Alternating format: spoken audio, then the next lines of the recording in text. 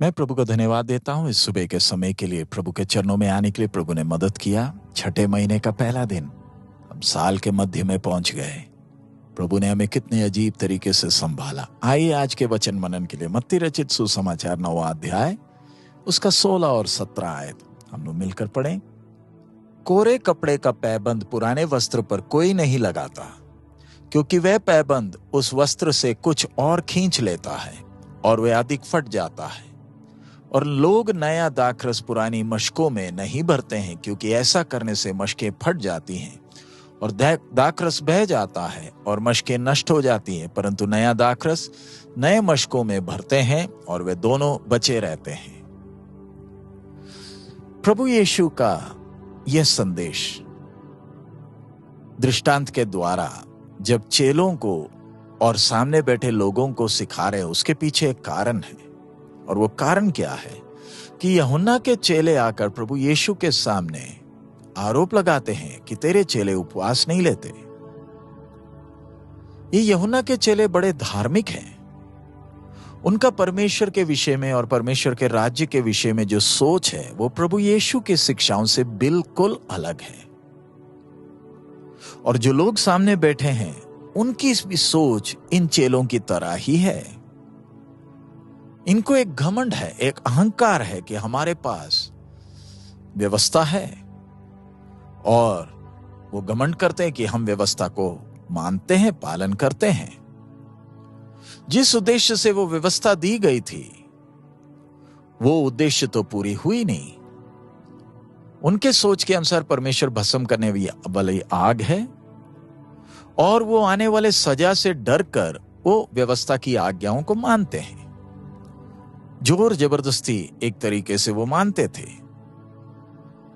सो व्यवस्था में जो कुछ भी लिखा हुआ था उनके लिए प्रतिदिन करने का एक रिवाज जैसा था, जिससे कोई आत्मिक लाभ नहीं पहुंचता था। अब प्रभु यीशु जो शिक्षा उन्हें दे रहे हैं ये उनके लिए बिल्कुल नई है, बिल्कुल नया है। प्रभु यीशु स्वर्गीय परमेश्वर के बारे में जो परिचय देते हैं कि वो हमारे स्वर्गीय पिता हैं, और ये स्वर्गीय राज्य के सिद्धांत भी इन लोगों के लिए बिल्कुल नए हैं। वो परमेश्वर के राज्य के बारे में उनकी जो सोच प्रभु यीशु के उपदेश से बिल्कुल भिन्न है। परमेश्वर के राज्य के बारे में जो प्रभु यीशु शिक्षा दे रहे हैं उसका सार डर कर पीछे ना चलें, परमेश्वर को प्रेम करते हुए चलना है, स्वर्गीय पिता को प्रेम करना है। नए राज्य का मुख्य सिद्धांत प्रेम है, और जब एक व्यक्ति परमेश्वर को प्रेम करता है तो कभी भी आशीषों के पीछे नहीं चलता, ना ही परमेश्वर के सामने घमंड करने के लिए उसके पास कुछ है।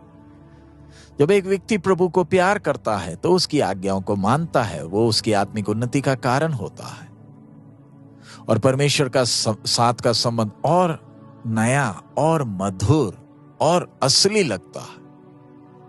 लेकिन जो लोग प्रभु यीशु के वचनों को सुन रहे थे उनके मन में अभी भी पुरानी सोच है, पुराने विचार हैं,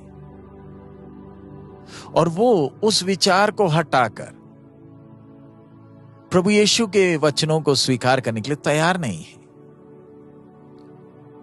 जो रास्ता प्रभु यीशु सिखा रहे हैं उस तरीके से सोचने के लिए वो तैयार भी नहीं।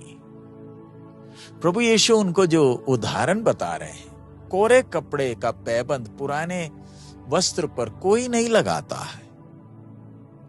कारण क्या है? उससे वो कपड़ा ही खराब हो जाता है। अगली बात, नया दाखरस पुरानी मशकों में कोई नहीं डालता है, क्योंकि ऐसे करें तो मशकें खराब हो जाते हैं। इसलिए अगर दोनों को संभालना है तो दोनों बिल्कुल नए होने हैं। इसलिए प्रभु यीशु कहते हैं, प्रभु ने कहा अपने नबियों के द्वारा पुराने नियम में ही ऐलान किया कि मैं अपने लोगों के अंदर एक नया हृदय उत्पन्न करूंगा, कि वो मुझे प्यार करेंगे। और आज हम विश्वासियों के जीवनों को जरा देखें। हमारा परमेश्वर के साथ का संबंध क्या धार्मिक है, धर्म के तौर पर है, रीति रिवाज के तौर पर करते हैं? क्या हम परमेश्वर के साथ का संबंध का आनंद ले पा रहे हैं? कई बार परमेश्वर के आज्ञाएं हमारे लिए बोझ बन जाते हैं, जो कि एक व्यक्ति फिर कभी खुशी से कर नहीं पाता। लेकिन एक व्यक्ति जो नए सिरे से जन्म लिया है, उसका परमेश्वर के साथ का संबंध सही होगा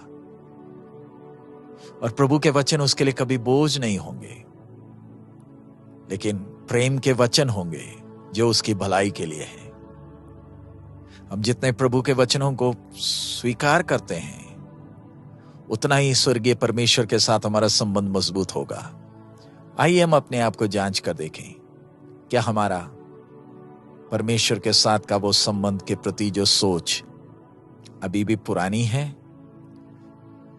जिसके कारण हम वो संबंध का आनंद नहीं ले पा रहे, या हम इस संबंध का आनंद अनुभव कर रहे हैं। आइए परमेश्वर के साथ के संबंध को एक धर्म के तौर पर ना देखें, लेकिन एक व्यक्तिगत संबंध के तौर पर इसके आनंद को अनुभव कर कर मसीह में बलवंत हो। उसके लिए प्रभु हम सबको सहायता करें। आइए हम प्रार्थना करें। हमारे अनुग्रहकारी दयालु पिता, हम आपका धन्यवाद देते हैं। आपके चरणों में साल के 6वें महीने के पहले दिन आने के लिए आपने मौका दिया। प्रभु, पिछले महीनों भर आपने संभाला। आपके वचन के लिए धन्यवाद। प्रभु, आपके राज्य में प्रवेश करने का मौका आपने दिया। प्रभु, इसको एक धर्म के तौर पर ना देखते हुए आपके साथ के वो नजदीकी संबंध के मधुरता को अनुभव करने के लिए, उसकी असलियत को अनुभव करते हुए आपकी महिमा के लिए जीने के लिए आप हमें एक एक को सहायता करें। सब महिमा आप ही को देते हैं, यीशु मसीह के मधुर नाम से मांगते हैं, आमीन। हमारा प्रभु का आगमन जब नजदीक है, आइए इन दिनों में हम प्रभु के साथ के उस संबंध के आनंद को अनुभव करते हुए खुशी के साथ प्रभु के साथ चलें। हमारा प्रभु अति शीघ्र आ रहा है। प्रभु हम सबको आशीष दे। मारा नाथा।